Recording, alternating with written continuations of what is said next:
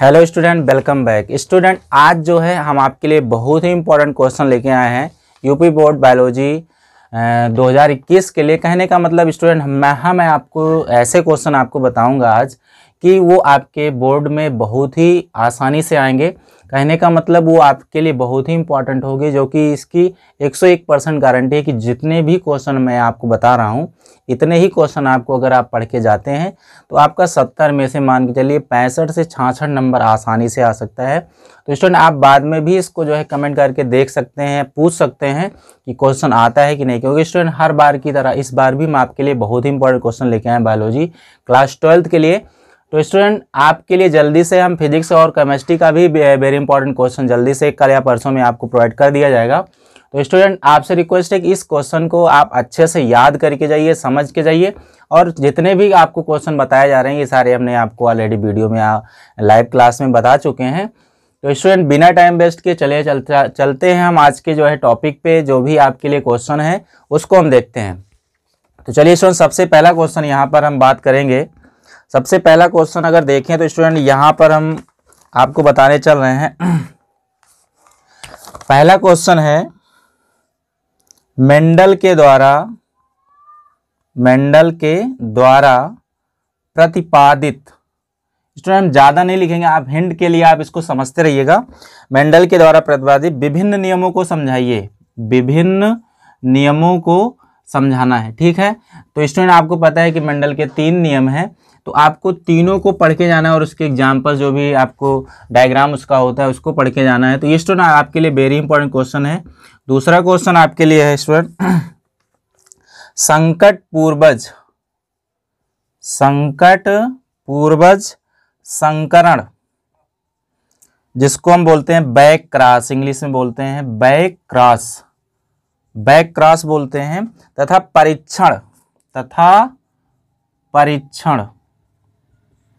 परीक्षण संकरण, ठीक है।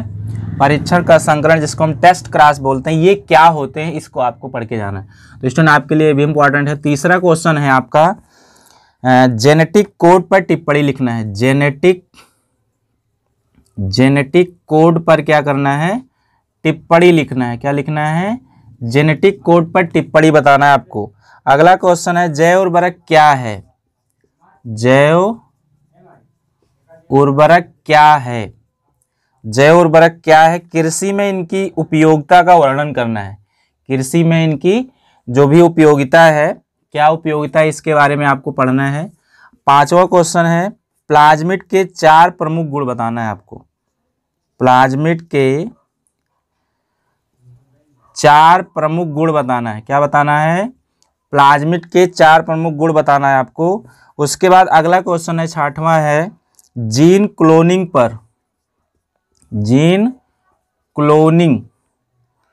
पर टिप्पणी लिखिए। क्या लिखना है? टिप्पणी लिखना है जीन क्लोनिंग पर। अगला है पुनर्योगज डीएनए।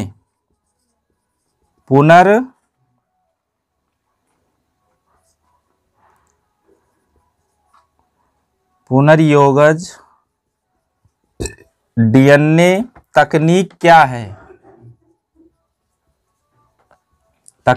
क्या है?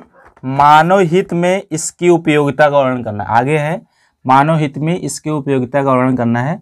अगला क्वेश्चन स्टूडेंट बहुत इंपॉर्टेंट क्वेश्चन है ये वाला आपके लिए। अगला क्वेश्चन है जीन चिकित्सा से क्या तात्पर्य है?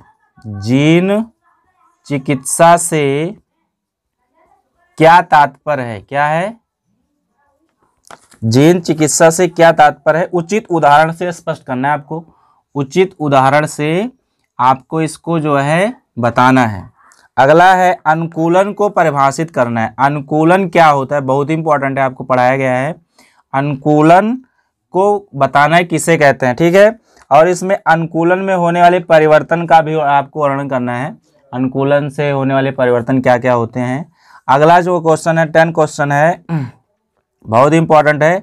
रेड डाटा बुक अभी आपको बताया गया था। रेड डाटा बुक जिसको हम RDB बोलते हैं। रेड डाटा बुक से आप क्या समझते हैं और इसकी उपयोगिता क्या है? बहुत इंपॉर्टेंट क्वेश्चन है स्टूडेंट ये आपके लिए। अगला क्वेश्चन है जैव विविधता से आप क्या समझते हैं? जैव विविधता से आप क्या समझते हैं? भारत में स्थित तप्त स्थल बना रहे हैं, आपको क्या बताना है? Hot spot. क्या बताना है?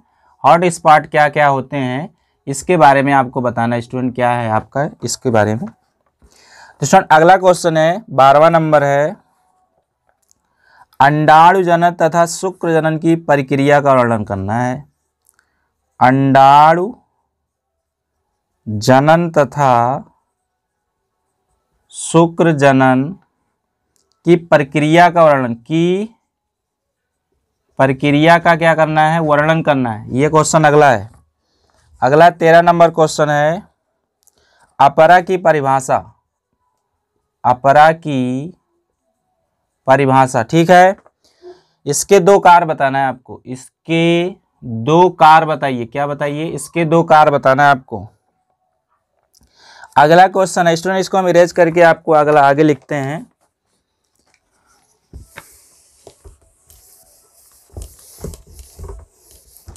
अगला क्वेश्चन है, विदलन को परिभाषित कीजिए। 14 नंबर है, विदलन। विदलन को परिभाषित करना है। क्या करना है? विदलन को परिभाषित करना है। और विदलन एवं समसूत्री कोष का विभाजन में अंतर बताना है। विदलन एवं समसूत्री कोष का विभाजन में अंतर, ठीक है, इसको समझ लीजिएगा आप। अगला है, असंग जनन क्या होते हैं भाई? असंग जनन क्या है? उदाहरण देकर स्पष्ट करना है। क्या करना है? उदाहरण देकर स्पष्ट करना है। अगला क्वेश्चन है 16 नंबर है, आवृत बीजी। आवृत बीजी के प्रारूपिक बीजांड की संरचना। बीजांड की संरचना का सचित्र वर्णन करना है। बहुत इंपॉर्टेंट है ये आपके लिए, ठीक है। उसके बाद परागकण तथा निषेचन में अंतर। परागकण तथा निषेचन में अंतर, ठीक है। Pollination and difference between pollination and fertilisation.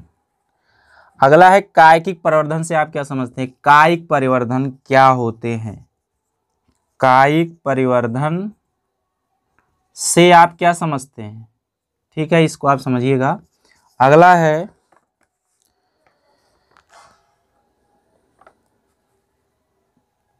मनुष्य में भ्रूणीय विकास की प्रक्रिया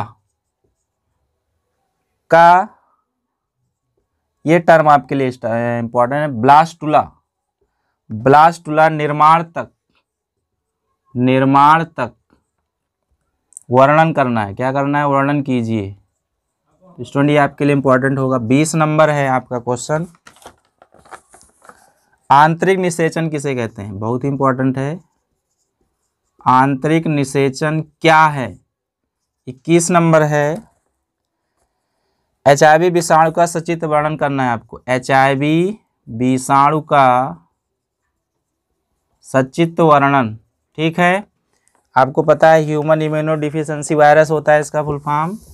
अगला क्वेश्चन है, मानव इंसुलिन उत्पादन के चरण का सचित्र वर्णन। मानव इंसुलिन उत्पादन के चरण का क्या करना है? वर्णन करना है। अगला है, मानव में लिंग निर्धारण, बहुत इंपॉर्टेंट है। मानव में लिंग निर्धारण का सचित्र वर्णन है। 24 नंबर है, बीजांड की संरचना का सचित्र वर्णन। बीजांड की संरचना का सचित्र वर्णन, ठीक है। अगला है 5वां नंबर है, हरित गृह प्रभाव पर टिप्पणी लिखिए। हरित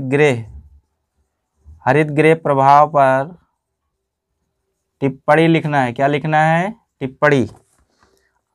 उसके बाद अगला है,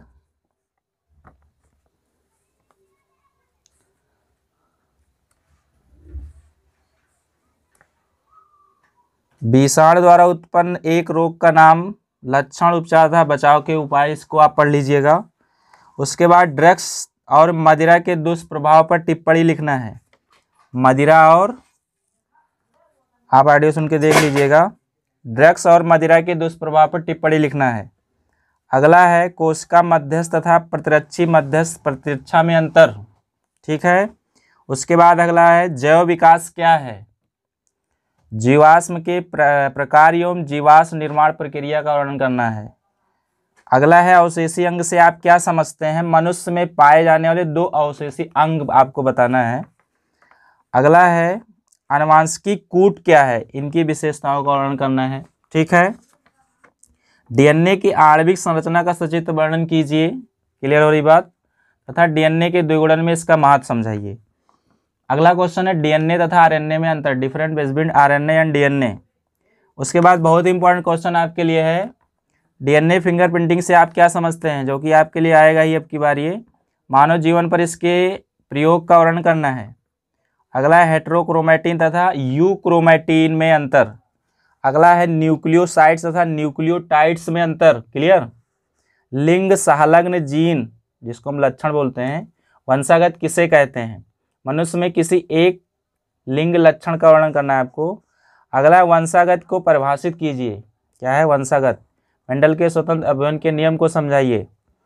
अगला है लिंग निर्धारण पर संक्षिप्त टिप्पणी लिखना है। लिंग निर्धारण का चित्र भी आ सकता है, टिप्पणी भी आ सकती है, क्लियर हो रही बात।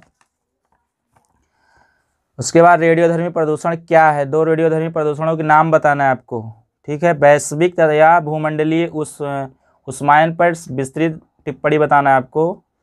लघु बीजाणु जनन पर टिप्पणी आपको बताना है, और इसका चित्र भी आपको याद रखना है। तो स्टूडेंट ये आपके लिए कई सारे से क्वेश्चन है, 30 से 35 क्वेश्चन आपको बताए गए हैं। तो स्टूडेंट आपसे रिक्वेस्ट है कि इसको आप पढ़ के जाइएगा, 101% है, इसमें से क्वेश्चन बहुत सारे आपके आएंगे और स्टूडेंट आपका अच्छा मार्क्स आ सकता है। तो आप स्टूडेंट, आपसे रिक्वेस्ट है इसको आप अच्छे से तैयार करें और अपने दोस्तों के साथ भी शेयर करें। फिर मिलते हैं नेक्स्ट वीडियो में फिजिक्स के वेरी इंपॉर्टेंट क्वेश्चन के लेकर के। तब तक के लिए स्टूडेंट सभी लोगों को thank you, good night, all of you.